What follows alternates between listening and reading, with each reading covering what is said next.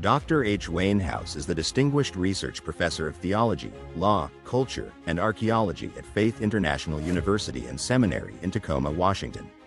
He and his wife Irina have taught and directed many tours in the Mediterranean and Middle East, including Israel, Greece, Egypt, Jordan, Italy, and Turkey, particularly with the Biblical Archaeological Society. Dr. House has taught biblical and theological studies at several universities and seminaries during a teaching career of over 50 years and has written 150 articles and 50 books, including the Evangelical Dictionary of World Religions, The Jesus Who Never Lived, Exposing False Christs and Finding the Real Jesus, the Zondervan Handbook of Biblical Archaeology, Israel, the Land and the People, an Evangelical Affirmation of God's Promises, and editor of the Nelson NKJV Study Bible and Nelson New Illustrated Bible Commentary. Dr. House is the general editor of the Evangelical Exegetical Commentary Series, 44 volumes, with logos, Faith Life. It is the knowledge amassed from these experiences, along with the assistance of biblical scholars at a variety of universities and seminaries throughout the world, that provides the information contained in his latest project, the House Visual Study Bible Online. Thank you for joining Archaeology and the Lands of the Bible with Dr. H. Wainhouse. And welcome and greetings to tonight's installment from the what are we, the fellowship. Go ahead. The Fellowship of the Book. Of the book, yes, sir. The Fellowship of the Book.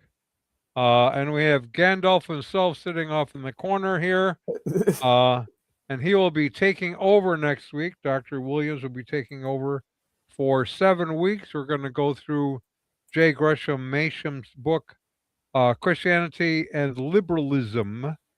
So if you do not have a copy, order one. In fact, if you go to our website, midwestoutreach.org, and look at our book section, you can order one right from there. Or you could even get a PDF for free online if you look around for them. They're pretty available. Good book, very important book, largely because, as Dr. Williams pointed out before we started here, the church is making the same mistakes today as it was in the early 20th century. And I would point out that the church is making the same mistakes today as it did in the first century. And the first century was making the same mistakes that the nation of Israel was making all through the Old Testament. So they're all the same mistakes. They're just being replayed over and over and over again. Yes. False teachers coming in, taking over, redefining terms, and claiming that they are the one true mouthpiece for religion. So, but tonight our little fellowship is on the rocks again. As Dr. H. Wainhouse takes over to talk about archaeology and the cities of the Jordan Valley. Yep. Don't forget to unmute.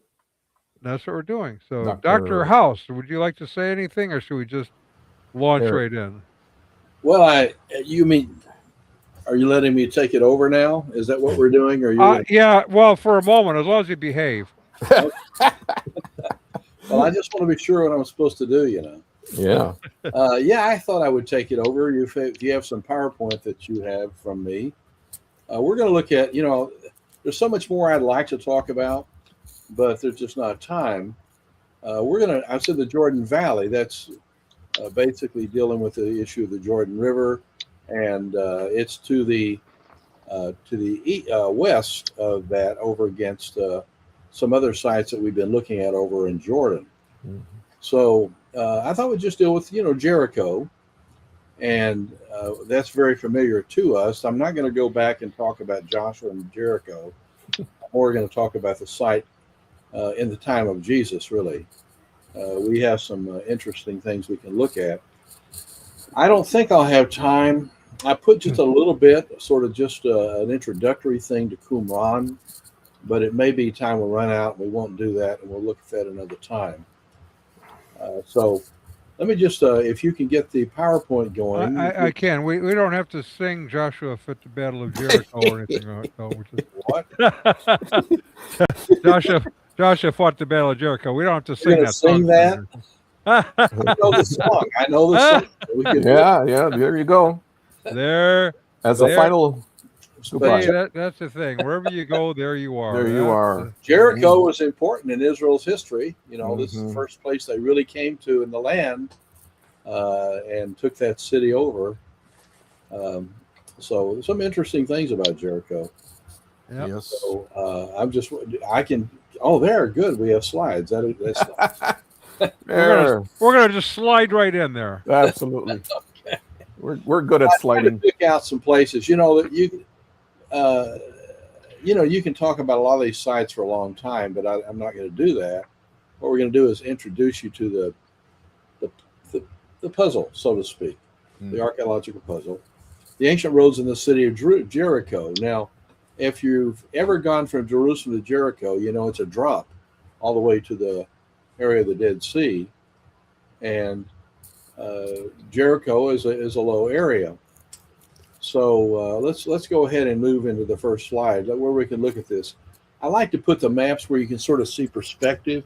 We talked about, as you well know, we talked about Tal Hammam over the city of Sodom, and that was on the eastern seaboard. As we're looking at the map here, there's not really a sea on the other side there, but nonetheless, it's the area of one of the cities of the Decapolis is connected to some of the ones we're looking at right now. Remember, we talked about Scythopolis? Mhm. Bet Shean. So you're going to need to come on down. You can't see it now, but we're going to be coming down the Jordan River from the Sea of Galilee all the way to, it says, the Dead Sea. And to the left is Jerusalem. And just to the top, and go to the next slide where we can get it all in. That's not very visible, is it? It's better for me when I was looking at it.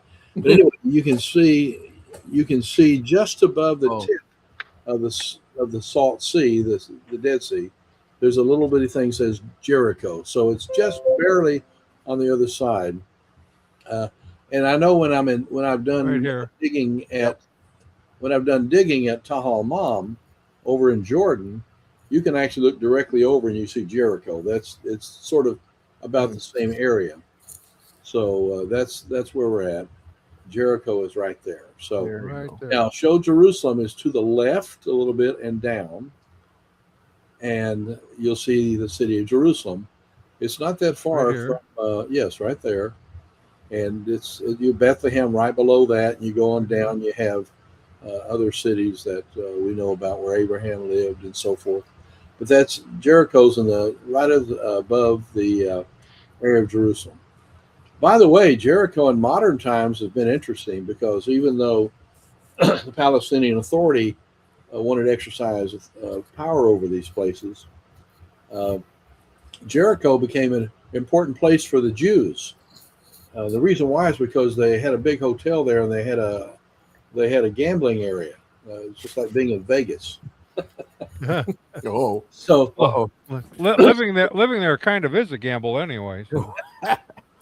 So whenever the finally made an issue and wouldn't let people in, the Jewish people in, that really hurt the economy terribly.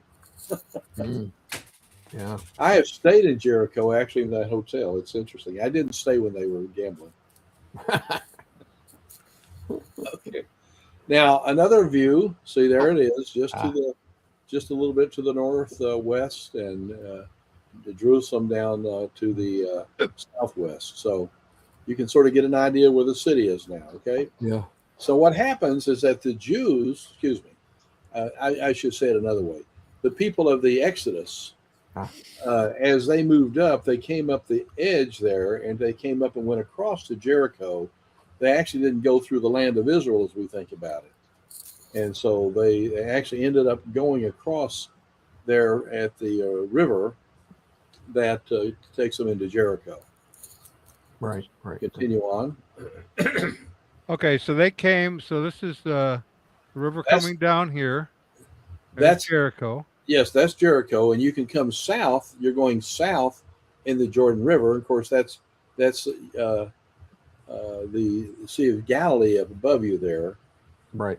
Lake Kinneret, according to how you want to say it, Yom Kinneret, above it, and then of course below it is what in the Old Testament is called the Salt Sea, but we've gotten to the use of the word sea, the sea of the Dead Sea, because everything in there is dead. If you jump in there and probably try to make it, if you can float long enough, you're good. But it wouldn't be a good place to go down. I don't know if you really could go down. I've bobbed up in it a lot of times. I've never tried to go under. So it's really the stay alive sea if you go in there. This is a picture I took thousands of years ago. Of course. This is actually what it looks like before the Israelites came. There you go. And so this is the best shot I could come up with. Good angle. Something. Because it would have been, a large, have a city wall to protect yourself, and remember, where did the two people, or at least the person that hid the spies, where did she live? She lived up She on lived one in of the the wall. walls. Yeah, in the wall. Isn't that interesting? Yeah. Of people living in the walls. You have that also in David City. Right. In Jerusalem, there's a place that a person actually had a house built right there on the wall. And I don't think I'd want to be on the wall if I saw an army coming. Yeah. But nonetheless, that's what it was. Maybe the rent was cheaper. It may have. Or maybe she's part of the upper crust. Casualty insurance must have been terrible. Oh, does anybody know who the woman was that hid the spies? Rahab. Starts with an R. Rahab. Yeah, Rahab. Good. Very good. Of course, MJ, I expect you'd always come up with the answer. You're an A+ student. Oh, wow. But anyway, you can sort of get a perspective because we're about to go look at something that's not as obvious. This right here is at the 1 mile mark, so to speak. If you go there, you can get your picture made on this this camel or one like it. And oftentimes when I've taken tours and we go down this way, a lot of people want to get out and sort of take pictures of the site, and that's the last. There's actually, I was going to say the last part of humankind going down the road there, but I just saw it when I was there last time. There was a Bedouin camp on the far right. It wasn't a big conglomeration of them, but somebody had set up home there. Oh. Anyway, that's where we are. We're right across from the road we're going to go on that takes us down to Jericho. Now, if I wanted to go just down this paved highway and not go the archaeological way, you just go on down until you're right down there close to Qumran and the Dead Sea and all of that below you. But cool. Anyway, that gives you perspective. Now, what I want to show you here, and I actually worked on these slides to try to give you a feeling for moving through the project. Because if I had them just all mixed up, you sort of lose a sense of coherence and understanding what's going on. So if you notice there, where I'm standing at before I took this picture, is an area, and you have a wadi below, a deep creviced area below. And to your right there, you can see a pathway. Can you see the pathway that goes through the mountain there? Yeah, it's very small here, and you'll see it bigger in a moment. But that's a pathway that goes the Jericho Road, taking to the city of Jericho. Oh. So if you want to sing the song right now, we'll go for it. On the Jericho Road. Okay, ready? So moving down this way, I actually have done some of this. So not normally. Normally I went down the faster way, but I thought I really need to go and look at this a little differently. So let's keep moving, and I'll show you the road here in a moment. Was this a road that they used way back then, or is this kind of modern? Yeah. I don't know if there were multiple roads. There is a road on the other side going to a monastery, but that's a highway. It's not a big one. Yeah. Keep moving. So Hope and Crosby didn't make a film, The Road to Jericho, did they? No. Okay. Okay. Yeah. Anyway, I don't want to get in the wadis. Wadis are dangerous. Or what do you know? No, they really are. What do you know? Yeah. So this is another perspective of it in the mountains. You can see the crevices. Yeah. You can look over to the right here, and you can notice that's the area how it looked when you saw the camel. Think about the camel and what was behind it, and look through this little portion at the top right, and you would see then that is sort of moving toward the south, where the camel was. So we're heading now in the north area. Oh. Again, it's pretty rugged through here. You can see little pieces of, not as obvious here, but there's a road that goes through there. Continue on. You'll see it's going to show up real soon. There we go. This is a road that takes you through that whole area. To the left, you would see, if you went there, you would see the wadi that's below it. But it's not a wide road, sort of like the ones in Ireland. Anybody ever driven in Ireland? No. Let me see your hand. Anybody? Ireland is terrible to drive in. Yeah. You get these little bitty old roads, and invariably somebody wants you to move to the side to let them by. Oh boy. It's very, very hard in Ireland. Yeah. But these roads aren't very big, but they're sufficient. Well, in Chicago, the roads are wide, but they still try to run you off. So That's true. It doesn't matter, no matter what. But these were not paved in the days of Jesus. Okay. Okay. You can see again different portions of the mountain. See how irregular these are. There's a lot of land behind what you're looking at, and you can see if you look real carefully a little road going there up to There the it is. right. Can you see it? Yep. So this shows you from different vantage points as you're going through here, and they sort of weave and do like this as you're going through the place. Gotcha. I don't know why they didn't just build a straight it's through. kind of interesting terrain here. You've got this, whatever's going on here, and looks like this is almost carved out of something. Yeah. I think the Roman soldiers were really lazy around here. They built a really nice road through here. You would think. Okay, here's some that's portions of it. Again, some is more today paved, some is not. Now we get to these are all be paved from now on, I think. So you're going up here. By the way, last time I went through here, there was a person right on the left selling merchandise. And I thought, do you get that much business here? Yeah, right. Depends what they're selling. Oh, it was you. It was you selling stuff. There's the salesman right there. Yeah, right. He's selling hats. I see that. Yeah. Well, hats are very helpful in the desert. That's what I mean. Yeah. Now I took this here to prove I was there. Okay, now what you're seeing is St. George Monastery here. That's in the crevices. There's to the left of that monastery. If you were to, I couldn't get you the angle for it. I didn't go down there. I've been to monasteries before, but I didn't want to go down to this one.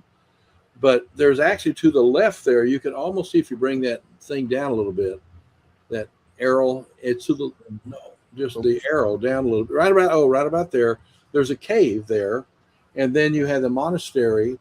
And then around the edge, there's another big entrance to it. So I've seen how it looks, but we're going to see a bigger picture the next view. Nice.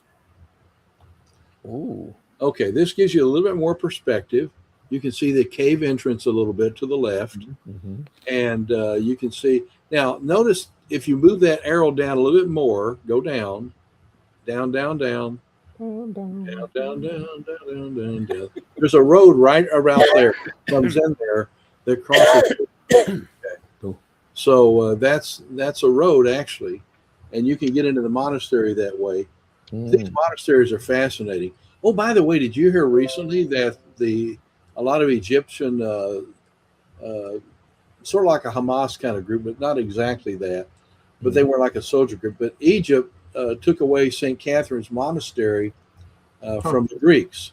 Oh. And I thought that's a bad scene. They made I know one of the monks there. He's actually from California. No, seriously, he is. He's a Californian.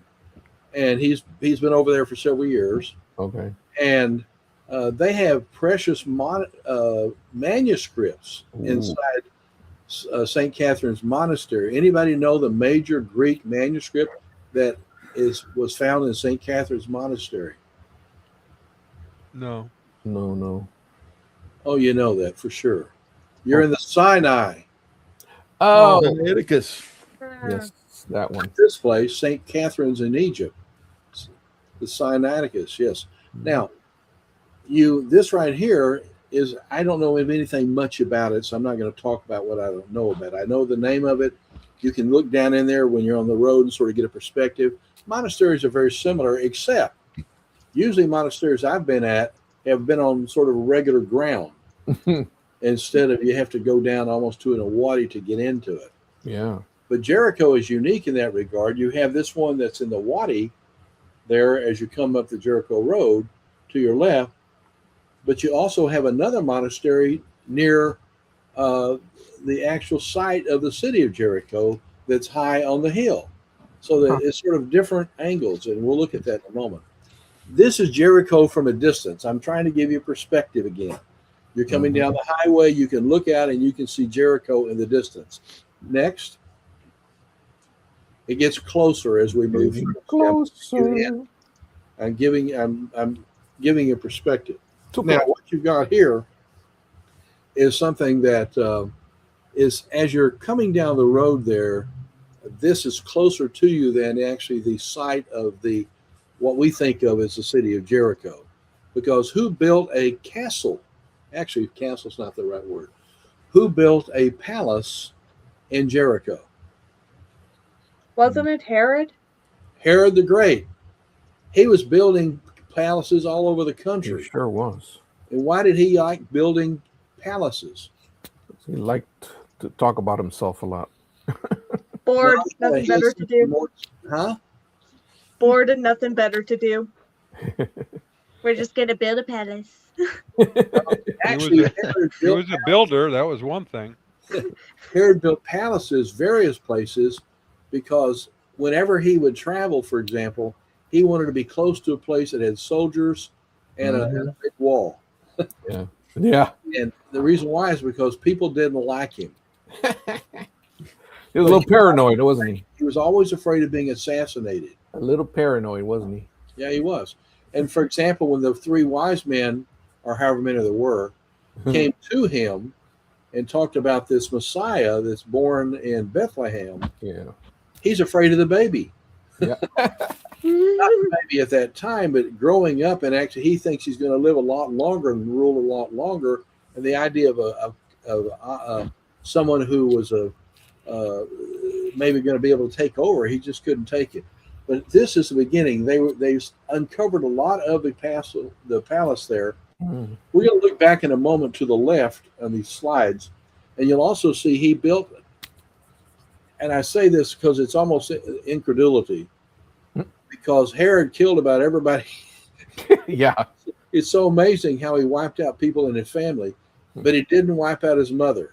And so he actually built her a little palace up on top of the hill. Oh. And you go by that when you come down the road you ride on that I'll show you. You keep riding down, you're going to ride right on the other side of this structure here, down the road that goes down into where Herod's palace is, down below. So him and Mom didn't probably get along either. But at least he let her have a place there. So that's, you're in the desert, but these are structures. Now this is another look. See, from another little angle, you have an upward structure above there. Now keep moving and I want to show you some more. That's not a good one, but that actually is one that shows you the greenery of the place. Even though it's in the desert, there is still, we tend to think deserts, particularly maybe this is true in Saudi Arabia, maybe, but to be in the desert doesn't mean you go without rain. Right. Oftentimes they would have cloudbursts. But here we're looking into the city of of Jericho, and you also see portions of the castle or the palace that Herod built. And so the road keeps moving down right by it. And this is actually looking more from the top of the road out, looking at the city of Jericho with the mountains on the other side, which is in modern day Jordan on the other location. You can't really see the Jordan River here really, but this is a portion of the city of Jericho that you're looking at as you come down. Now, in the distance, you're going to see, and we're going to get close to it in just a moment, but in the distance, you're going to see Jericho. It's a big mound. Remember we talked about before how people in the ancient world Oh yeah. Well, we have places. If there's a building going to need to be taken down, you don't just simply leave the rubble there. You actually take it all away, right? Mm-hmm. In the ancient world, they kept building and building on sites. And so, matter of fact, I don't know, Donald, you may know more about this than I do, but that if you look at Megiddo, it has, I don't know, maybe what is it, more than 20 uh, civilizations that have sort of lived there. I think it's a lot. Hmm. It's not like 10 or 12. It's close to that, if not more. Wow. Yeah. And so all these people built on top of one another, and you're getting a look at the city of Jericho from a distance. That's a repeat. So keep moving.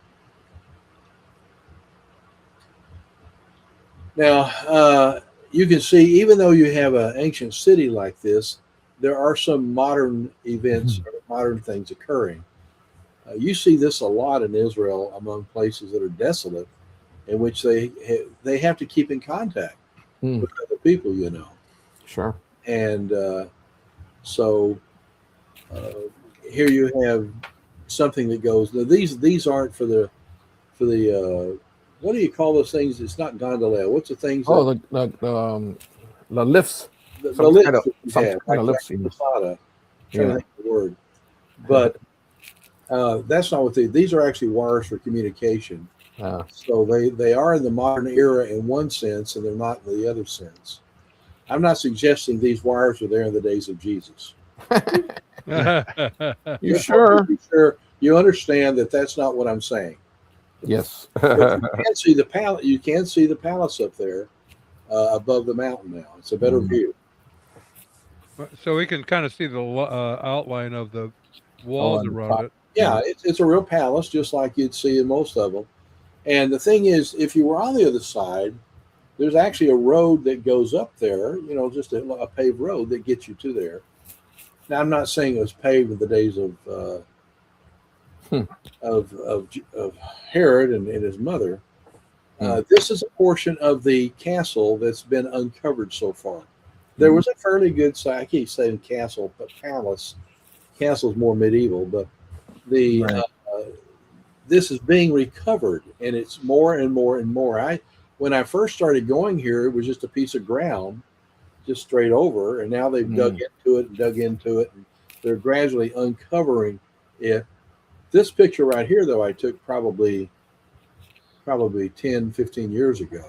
Wow. So it's hard to say exactly what it looks like now.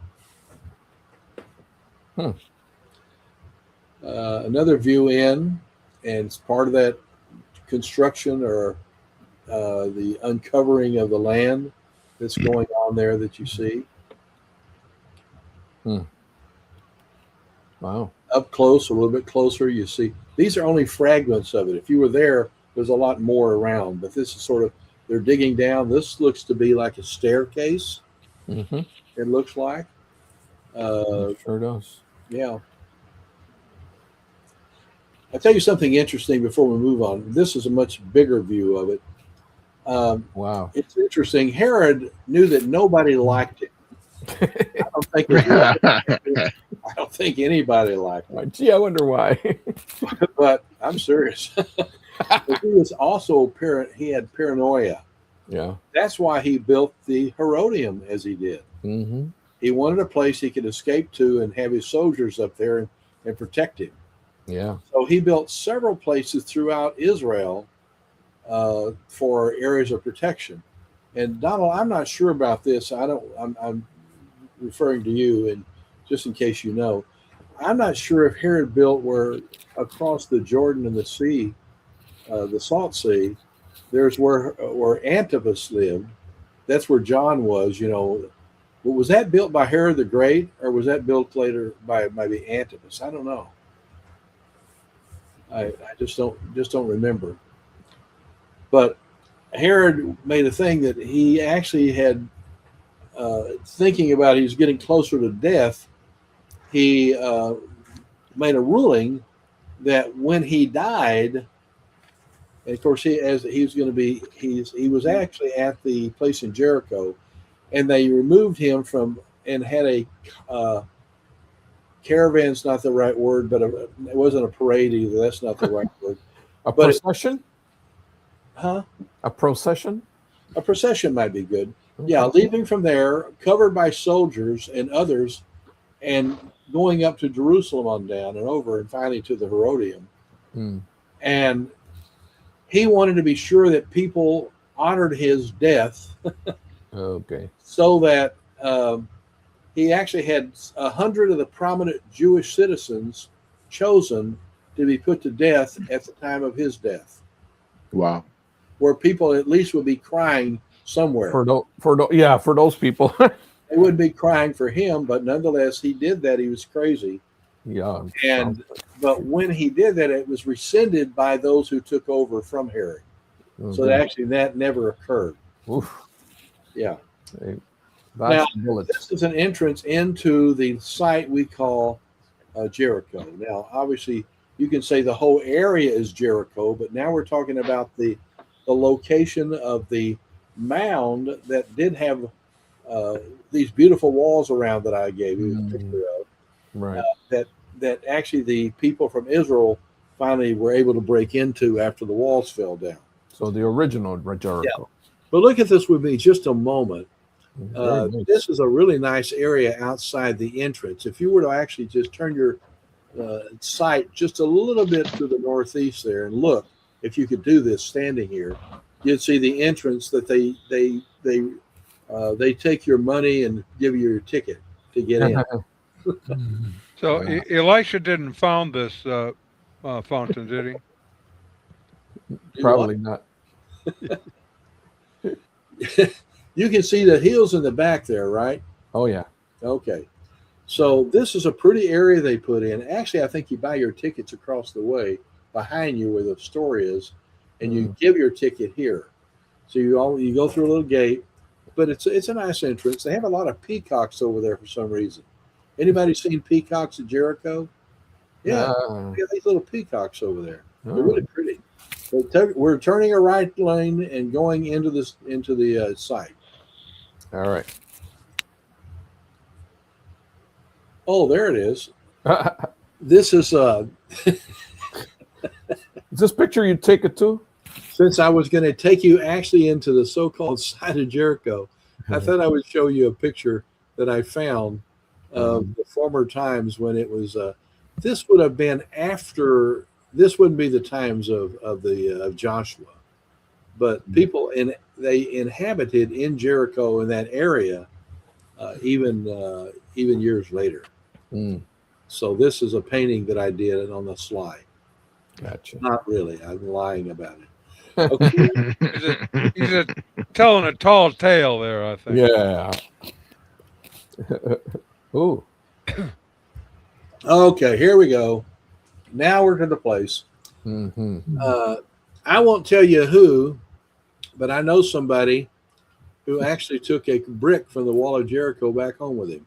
What? I'll not say who. No. But nevertheless,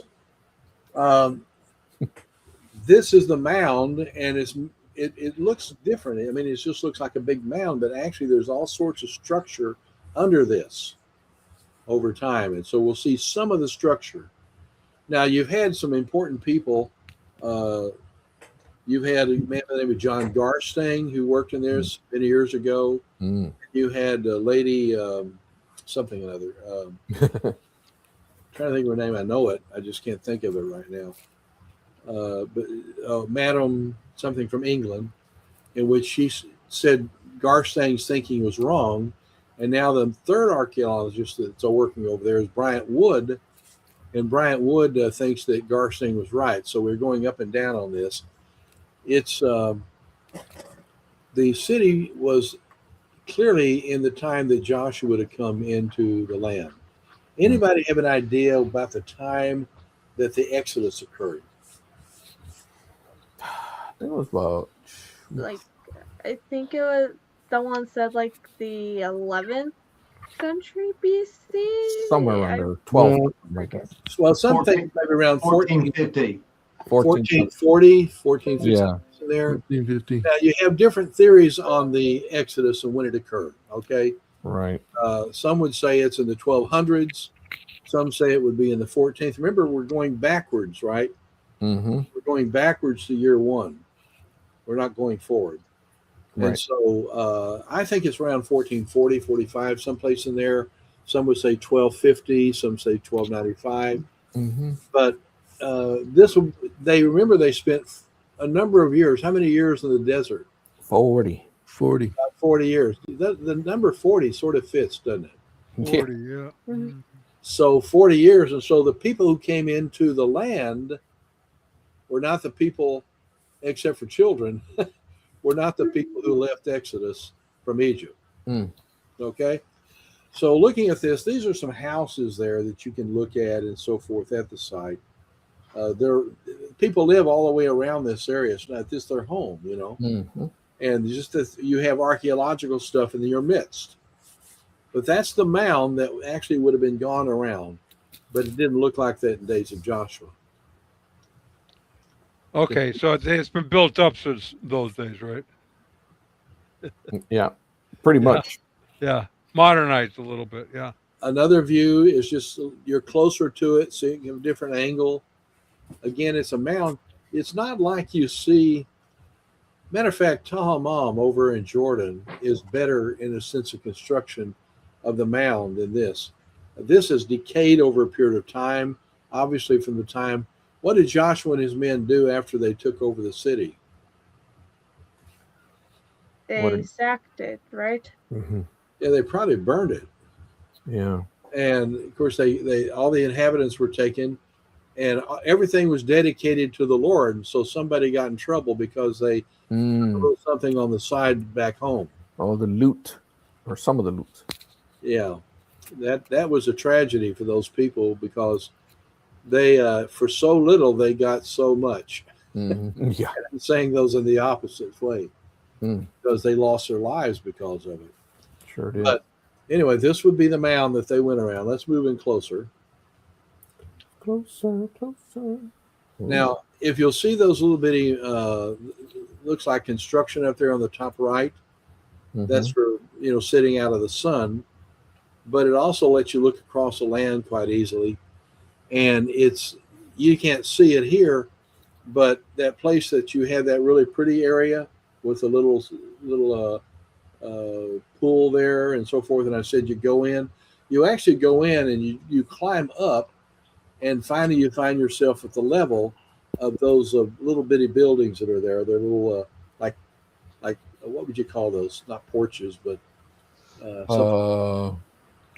want to say, yeah, I can't think of that. Not gazebos, but maybe, I don't know. No, that's not the word either. But whatever it is, you know what I'm saying. You get in there and you sit down, relax, and be out in the shade.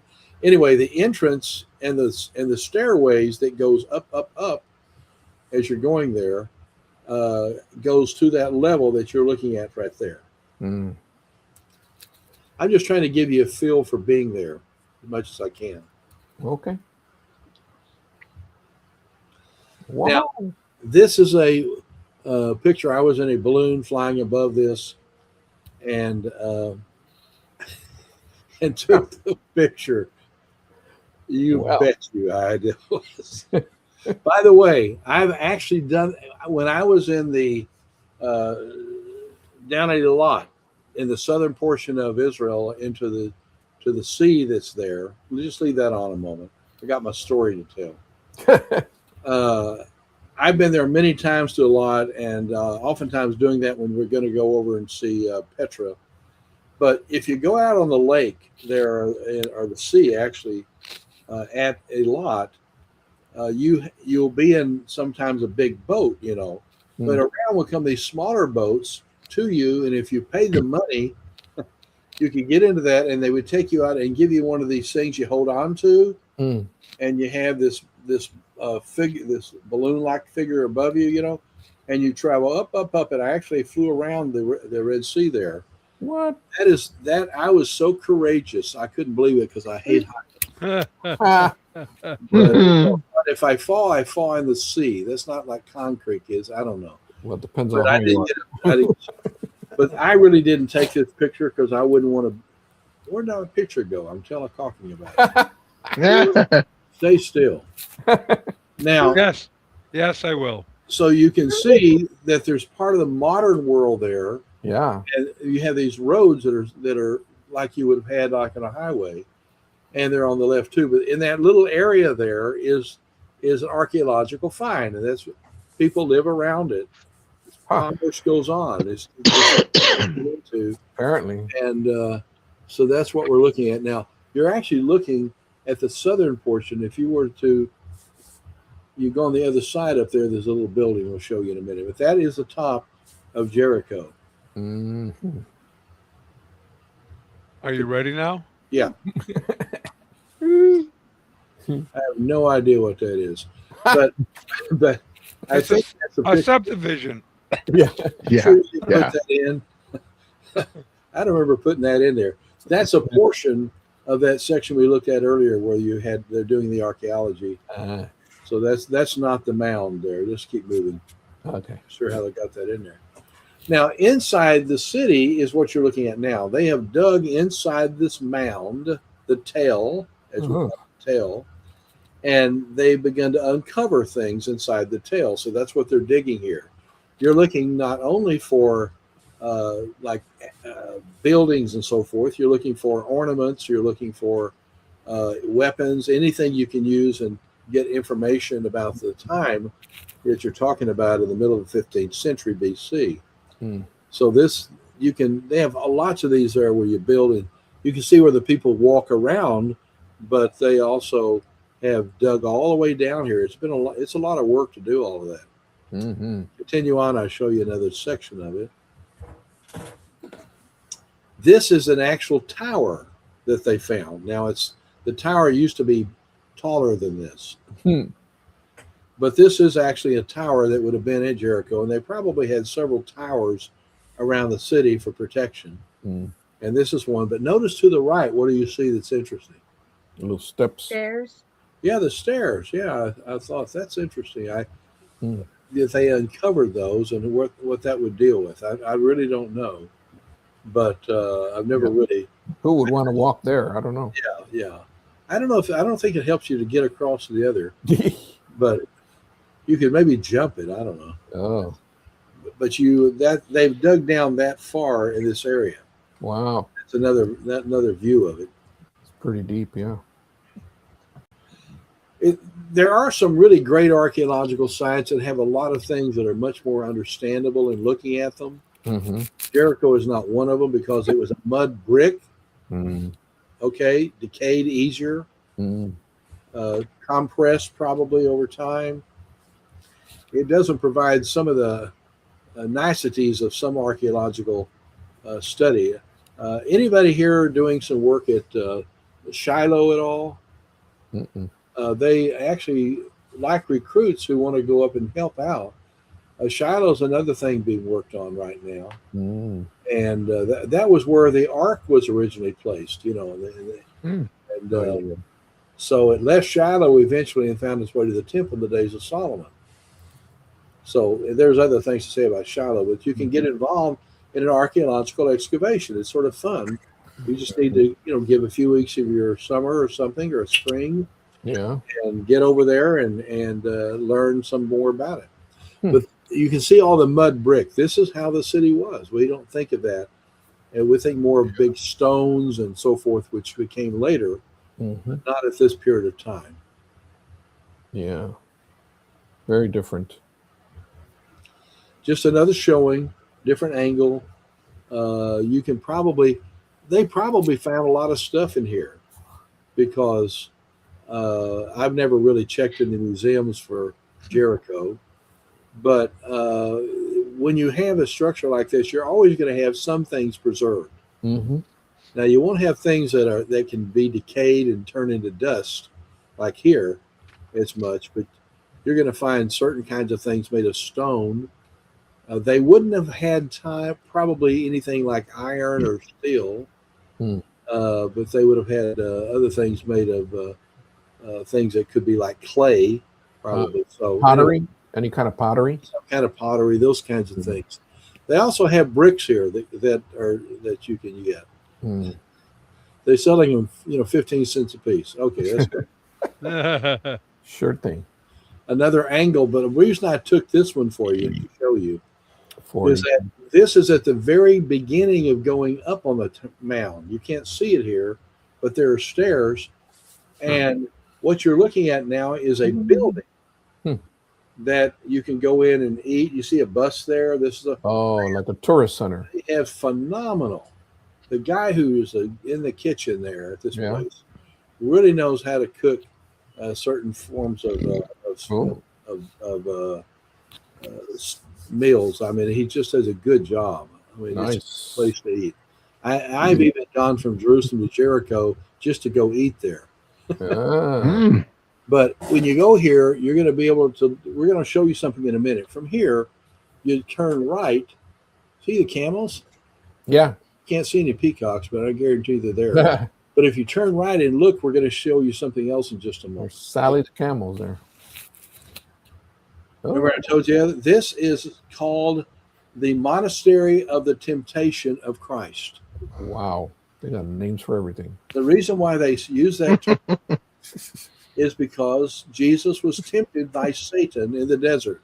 Now, I don't think there's anything left behind here, like a marking on the wall by Christ. I was here, something like that. Right. I don't think the devil probably wrote he was here. Right.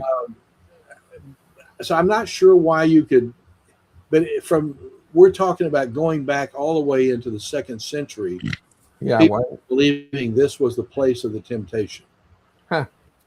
So I don't know whether it is true or not, but this is a monastery. You can actually get off of one of the things that take you across and get off and walk through that. It's a nice monastery. They probably said close enough. The next one will show you hold it. Go back one more. One more? Back. Yeah. What happened to my wires? Oh, wires. Okay, go for it again. Maybe I thought sure I put 2 of these in because I left one in deliberately where you could see. Let me get my glasses on. Can you see that? There's actually, you can see like what they used to call a gondola or something that will actually take you from where that restaurant is and take you up the hill all the way to get off and go, and you can go through this after that. Oh, I don't see any wires. That's what you're looking at. Okay. But I guess I just didn't leave it in the second one. We'll just pretend they're there. All right, let's keep going then. That's a Monastery of the Temptation of Christ. I got a question for you. Yes. So I've been looking here. It says that Jericho's like the oldest continuously inhabited city, and now it says it's also the lowest city in the world. And I'm thinking, why would it is two strange things, Isn't that fun? Yeah, well, I think you're right on that. It is actually on the. If you recognize the Salt Seas there, and the Jordan River's there. These are going to the east of the city, and going down and going into, and that is actually right on the level of the earth there. That is considered the lowest place around. Yeah. And you see a little of it from where we've been going up and coming down. But even that is not good enough. See, because when I took you from the camel, that actually was also way, way, way, way, way down toward the Dead Sea area. So even with that, it's very, very low. Jerusalem's very high in comparison. Jerusalem's in the mountain area. That's why, for example, the people who the ancient Philistines had difficulty. They had iron weapons and chariots, and they couldn't come up and do much in Jerusalem because it required them to climb the mountain. Yeah. So the elevation here is important between the city of Jerusalem and the city of Jericho. It says approximately 846 feet below sea level. It's supposed to be, that's true, the lowest city on earth. Yeah, it is. Interesting. And I like Jericho. I've been around and walked around all over there. By the way, I deliberately put this on there. I'm going to see if you can tell me what kind of tree is that. That is a very large tree. Olive tree? There's a story about a man in Jericho who wanted to see Jesus, and he was a short guy. Mr. Zacchaeus. Mr. Z. Zacchaeus. Yeah. Yeah. He climbed the sycamore tree The sycamore tree. Ah. and looked down at Jesus, and Jesus said, "Come down. I want to spend my day with you." Remember that? Mm-hmm. He takes this guy. He's a wealthy guy, but he's really intrigued by Jesus. And Jesus said, "Zacchaeus, come down. I will eat with you today." And that's an interesting story. And this is a sycamore tree. But actually, if you look carefully, I think I'm right on this. Let me get my glasses on. Yes, I am right. I thought this was the one. If you look in this real close, it looks like a man and a woman who are actually standing on the limb. Oh, there they are. There's a man right there, and here's a. Isn't that interesting? That's Zacchaeus and his wife. But this is a very common. Zacchaeus and his wife. I don't know. I don't know if they're husband and wife, but I do know it's a very famous place that people who come to visit Jericho, many people like to climb up there because they know the story of Zacchaeus. Yeah, that's probably why. So that's why you see that as you do. That's pretty cool. Well, we've got a short time. Let's keep moving. I want to show you something else that has nothing to do with Jericho, because I knew this is my last talk until we take it over again late March, when I'll be dealing with the teaching of archaeology and Jesus, focusing eventually into the death of Christ, the crucifixion, death of Christ, the resurrection of Christ, and also I'm going to talk about the Shroud of Turin at that time. I won't tell you what I'm doing in that area, but it's something I'm working on. So are you going to do that today? Because we're not going to be back here for a while. That's all in April. Now it says next week, but keep moving. I want to just show you the area. Can you now see where things are? You know where the Salt Sea is, the Dead Sea. You know this. You can see up above. You can see that that's the River Jordan coming from Bet Shean. Not Bet Shean, but coming from the area of the Galilee up there near Magdala and so forth. And you come on down to the top of the Dead Sea, and going to the left, you're going to have Jericho a little bit to the left or the north, and then Jerusalem straight across. That's what you see there. Now let's keep moving. So we're going to be at Qumran. Yeah, that's not a good picture. Go on. We're at Qumran. This is actually moved into Qumran. I'm not going to be able to say a lot about this. I've actually taught on this in an archaeological museum in California a while back, and that was really fun. But we did look at this in a previous week as well. Yeah, but I'm going to tell you some things. Okay. This, if you look here in these various caves, you have cave 1, cave 2, 3, 4, 5. They have all these caves, and that people actually got into. And you can tell cave 1. I don't think I told you this. If you walk across the top, there's flat ground, sort of high. You have a wadi below. You walk across here at the top. See the top area? Mm-hmm. And then you walk on down, and you actually can get into the cave by doing that. You walk across down that little path and down into the cave. And that's where they found the majority of the most important manuscripts, including the Isaiah scroll. Very cool. So let me show you a few more things in Qumran. Because I'm taking you from Qumran, one of these days I'll try to take you over to Masada and so forth. But this is, again, see how things are dug out? You've already seen dug out areas down in Jericho. Right. You always see this. Tahamam, the same thing. You always create these little squares. They're not quite square, rectangles, but you find things that way. You can set things aside, take pictures, measure things. Very important to follow this process in archaeology. It's very time consuming though. Mm-hmm. And you can see where you are here and go to the far, almost straight north from there. Mm-hmm. That's where those caves were we were showing just a moment ago in the wadi. Mm-hmm. Okay, continue. Another example, I just want to give you some perspective on Qumran here.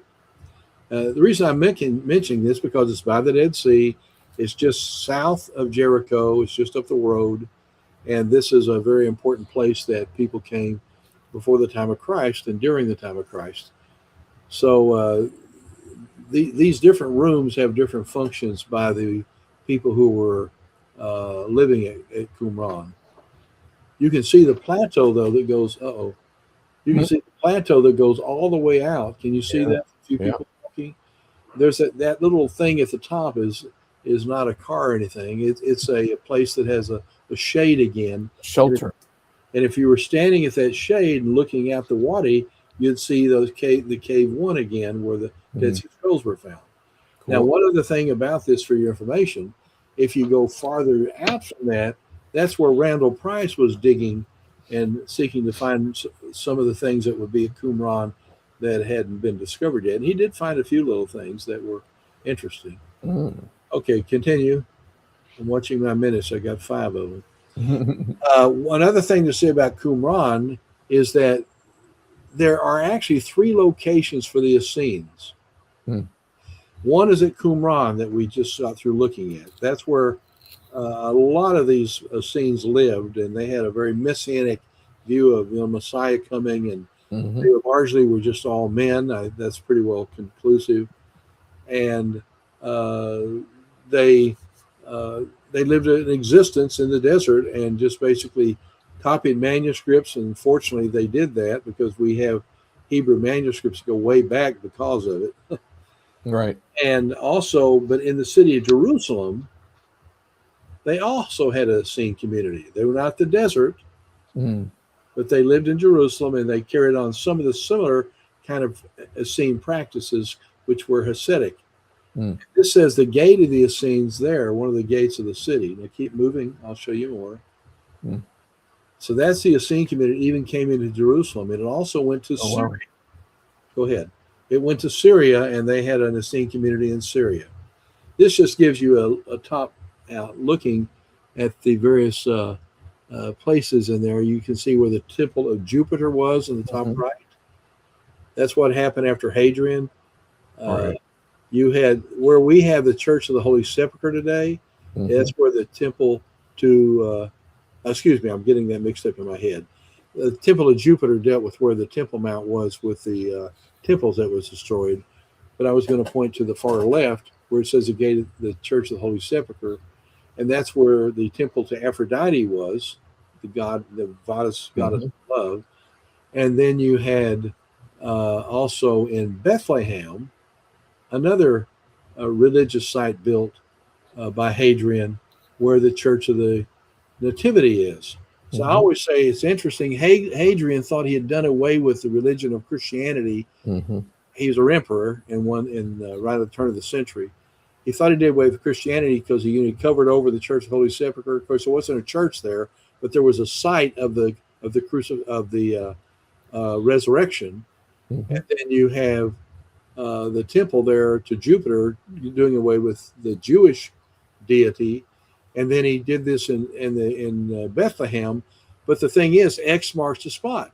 The places he marked, you had to. Why did you mark those? Because it was a practice in the ancient world that when you conquered a people, you would actually build things over their religious sites, demonstrating that your God is better than their God. Right. That was a regular practice that occurred. So these spots have been marked in the history of the city of Jerusalem. So those are pretty cool. Very interesting. And anyway, we can sort of stop with that. I just want to and that's what it says. Stop here. Stop here. Whoa. How convenient. Yeah. Listen, let me tell you, I hope you've had some fun with this. I tried to make it more than just teaching like I would maybe in an area like in an audience where you have a big conference or something. To make it a little more fun of doing archaeology. Archaeology is really great. You ought to try it sometime. There are many times people can go over. Arena and me went over to Tahamam a number of times, and also Shiloh. So those are all available sometimes. They've closed down Amman now, but they've opened up other areas like Shiloh, which looks really good. Cool. Any other questions? No. When we come back late March, we're going to start learning about Jesus and archaeology. I'm going to show you a lot of evidence for the historicity of Jesus all the way to his issue of his crucifixion and resurrection and I want to talk a little bit about the Shroud of Turin at that point. Awesome. Did So, we cover the place Jesus was baptized? Because it showed on the map that it was not far from Jericho, but there was a lot of structure there. it's fairly close to Qumran, probably, or Jericho, probably. But and people, you have to realize what happens in the ancient world. Oftentimes they will say it's here, it's here, it's here. Yeah. You have to have some more proof besides saying it's here. And so, with Jesus's baptism, if they had to build a big building there, maybe Yeah. it maybe had some kind of evidence. But the water just keeps flowing, you know. And so Jesus, you can say Jesus was somewhere in the Jordan River. Right. There you go. All right. God bless you all. Hope to see you again late March for some more. Yeah. You- Second. Don't forget Donald Williams next week, talking about everything he knows about J. Gresham Machen. Uh-huh. Well, about progressives through the eyes of J. Gresham Machen and Donald Williams. And of course, I will interfere from time to time just because I can. There you go. And Don, fortunately, puts up with me just like Wayne does. So that's a good thing. Yep. Thanks a lot, Wayne. It was good. Really, really well. Love you guys. Yeah. For everyone out there, Love we're you. going to be signing off. Get the book, Christianity and Liberalism, J. Gresham Machen. It was published originally in 1923. You can get good, solid copies of it today. Amazon.com. You can get PDFs of it online. Or email us, so we'll make sure you can get a copy. But you want to read it. It's not long. You have an introduction and 6 chapters. Sounds So good. it'll be The about names have been changed to protect the guilty, but the deviations from orthodoxy Yeah. are remain the same. exactly the same today that he was dealing with back then. Absolutely. Pretty much. Makes sense.